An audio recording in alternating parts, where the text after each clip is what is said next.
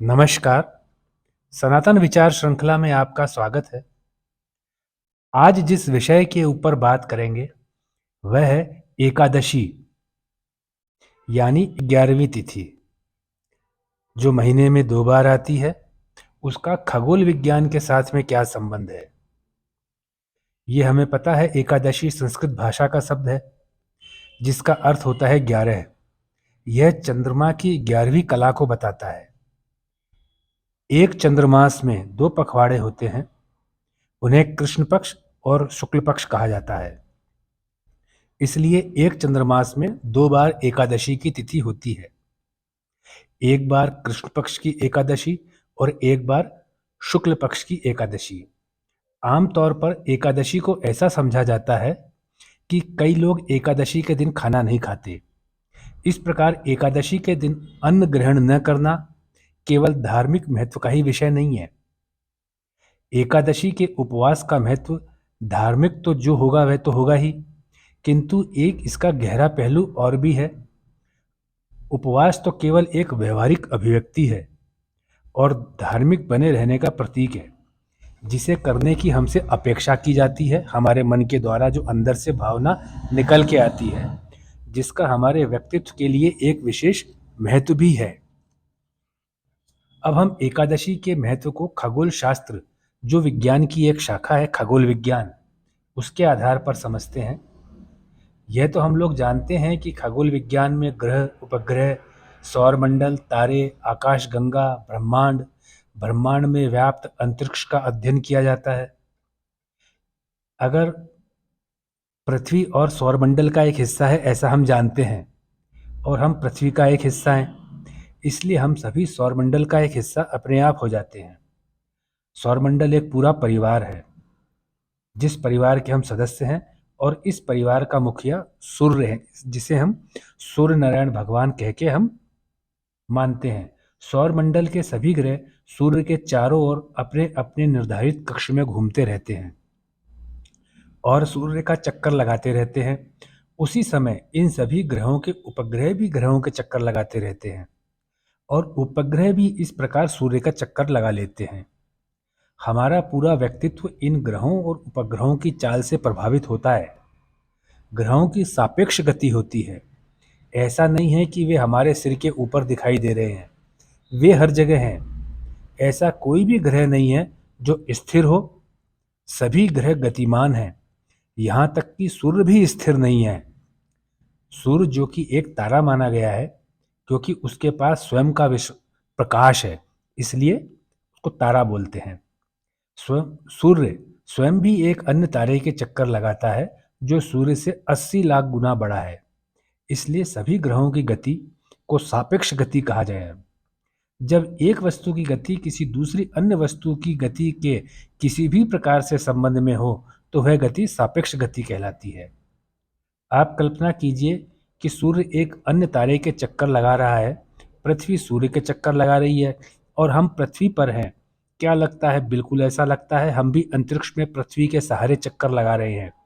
इसलिए हमें मानना पड़ता है कि ग्रहों के प्रभाव से हम छुटकारा नहीं पा सकते। ग्रहों के गुरुत्वाकर्षण का प्रभाव हम सभी पर पड़ता है। सनातन शास्त्रों में ज्ञानियों द्वारा बताया गया है कि सूर्य हमारे व्यक्तित्व के केंद्र को प्रभावित करता है। हमारे व्यक्तित्व का केंद्र हमारी आत्मा होती है, इसलिए सूर्य को आत्मकारक माना जाता है। हमारे शरीर के विभिन्न अंग और हमारे तंत्र के विभिन्न हिस्से विभिन्न ग्रहों से प्रभावित होते हैं।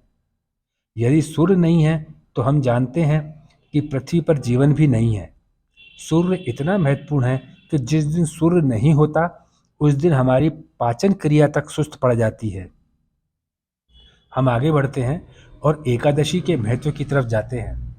चंद्रमा, जो पृथ्वी का उपग्रह है, वह हमारे मन को प्रभावित करता है।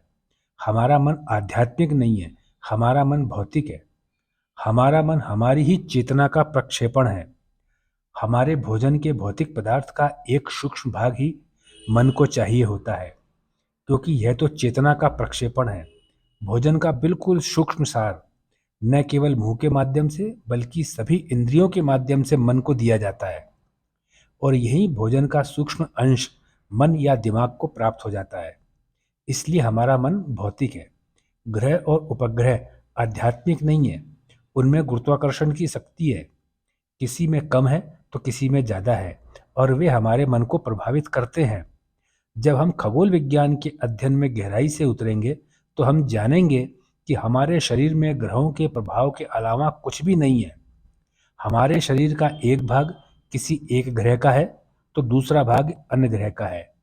यदि प्रत्येक ग्रह अपना अपना हिस्से का दावा कर देते हैं तो हम विघटित हो जाएंगे। चंद्रमा अपनी कक्षीय सापेक्ष गति से हमारे मन को इसी प्रकार प्रभावित करता है। यहाँ हम एक प्रश्न कर सकते हैं कि एकादशी के दिन चंद्रमा की गति और हमारे मन की गति में कौन सा संबंध है। जानिए कि हमारे शरीर में कुछ केंद्र होते हैं जिन्हें चक्र कहा जाता है। चक्र और कुछ नहीं बल्कि ऊर्जा केंद्र है। चक्र की गति गोलाकार है, सर्पिल आकार की है, एक पहिए की तरह होती है, गोल गोल। वे सर्पिल आकार में बनते हैं। ये सभी चक्र न तो मन में हैं और न ही शरीर में, वे सूक्ष्म शरीर में हैं। शरीर में चंद्रमा का प्रभाव इन चक्रों पर पड़ता है, जो अंततः प्रभाव जो है मन पर आता है। मन इन्हीं चक्रों के माध्यम से चलता है। मन का मार्ग इन्हीं चक्रों से होकर ऊपर नीचे होता है। जब चंद्रमा की कला घटती या बढ़ती है तो चंद्रमा का प्रभाव इन चक्रों के माध्यम से मन पर भी तेजी से होता है। इसलिए जिन लोगों का मन सामान्य नहीं होता वे पूर्णिमा और अमावस्या के दिन परेशान हो जाते हैं। हम चंद्रमा का प्रभाव पृथ्वी पर नहीं देख सकते क्योंकि पृथ्वी ठोस है, लेकिन चंद्रमा का प्रभाव समुद्र पर आसानी से दिखाई दे जाता है क्योंकि सागर जो है वह तरल है, लेकिन सागर है तो पृथ्वी का ही हिस्सा। हम यह कह सकते हैं कि चंद्रमा पृथ्वी पर प्रभाव डालता है।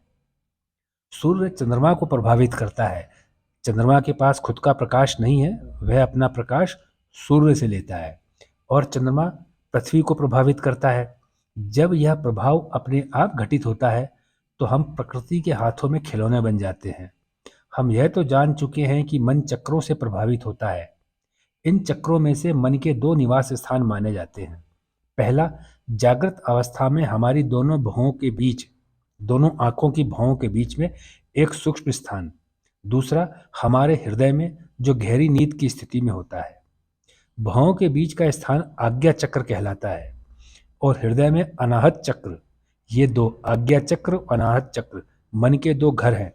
जब एकादशी का दिन होता है उस समय मन अनाहत चक्र में आराम पाता है, अनाहत चक्र का हृदय में। ठीक उसी प्रकार जिस प्रकार यदि आपके कई घर हों लेकिन आपको आनंद किसी एक घर में ज़्यादा आता है, इसलिए एकादशी के दिन मन आसानी से केंद्रित हो पाता है। उस समय योगियों का साधना करना या चिंतन करना ज़्यादा आसान होता है क्योंकि मन आराम से है। साधक या योगी इन जो दो एकादशी आती है उनका लाभ उठाते हैं और ध्यान का अभ्यास करते हैं। ध्यान से व्रत या उपवास का क्या संबंध है? हम प्रश्न अपने आप से भी पूछें तो वास्तव में ध्यान और उपवास में किसी भी प्रकार का आंतरिक संबंध नहीं है, लेकिन जब पेट में भोजन होता है तो रक्त का संचार पेट की तरफ ज़्यादा होता है और रक्त संचार सिर में कम हो जाता है, जिसके कारण से नींद आने लगती है। नींद का अनुभव होने से सोचने की क्षमता पर भी असर आता है। लेकिन यदि उपवास किया गया है तो शरीर की ऊर्जा सारे शरीर में समान रूप से बट जाती है। ऊर्जा का शरीर में समान रूप से बंटने पर हमारी कोशिकाओं का नई कोशिकाओं में बदलने की प्रक्रिया भी सामान्य होती है और वैसी कोशिकाओं का निर्माण होता है जो हमारे शरीर के अंगों के अनुरूप है, जिससे कैंसर वाली कोशिकाओं के पैदा होने का खतरा भी समाप्त या पूरी तरह से नष्ट हो जाता है। यह तो एक वैज्ञानिक तथ्य है ही। भारत में सनातन शास्त्रों में इसे धार्मिक मान्यताओं के साथ इसलिए जोड़ा गया है कि मनुष्य को एक नियम में रखने से कही गई बातों का पालन करवाना आसान हो जाता है। भारत में हर चीज की व्याख्या आध्यात्मिक रूप से की गई है। हर नदी एक देवी, हर पर्वत एक देवता, धरती पर जो कुछ भी है सब पवित्र है, ईश्वर को समर्पित है, क्योंकि हमारे पूर्वज चाहते थे कि हम हर स्थान पर ईश्वर की उपस्थिति को महसूस करें। हमारे लिए ही उपनिषदों में लिखा गया है कि अंतरिक्ष में भी ईश्वर है, सभी दिशाएं भी ईश्वर है। इस प्रकार भले भौतिक वस्तुएं ईश्वर का स्वरूप बन गई हों, वह एक धार्मिक पक्ष है, लेकिन आध्यात्मिक पक्ष जो सनातन शास्त्रों में है, उसकी महत्ता भी अपनी ही है। इन सभी धार्मिक पक्षों का हमारे जीवन में एक गहरा अर्थ है, जिसके द्वारा हम अपनी संस्कृति और सभ्यताओं से जुड़े रहे। शास्त्रों का ज्ञान सभी को समझना आसान भी नहीं था, लेकिन बाकी बचे लोगों के जीवन को अनुशासित भी तो करना था। इसलिए एकादशी के उपवास को भगवान विष्णु से आशीर्वाद प्राप्ति के लिए जोड़ा गया। इस प्रकार आम लोग भी नियम से चलकर इस संस्कृति को हर घर में बचाए रखें, और जो वैज्ञानिकता है, जो इस चीज को नहीं समझ सकता है, वह भी प्रत्यक्ष या अप्रत्यक्ष रूप से इसके साथ जुड़ा रहे।